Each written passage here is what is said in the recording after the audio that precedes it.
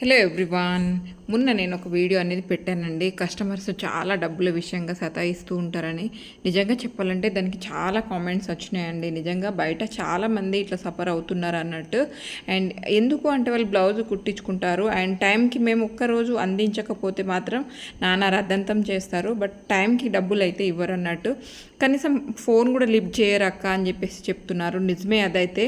And బ్లౌజ్కి వాళ్ళ చేతిలో బ్లౌజ్ అందే వరకు అయితే 10 సార్లు అయినా ఫోన్ చేస్తారు. బట్ ఆ తర్వాత అయితే అస్సలు ఫోన్ కూడా లిఫ్ట్ చేయరు అన్నట్టు. అమౌంట్ కోసం ఫోన్ చేసినప్పుడు అయితే ఫోన్ కూడా లిఫ్ట్ చేయరు.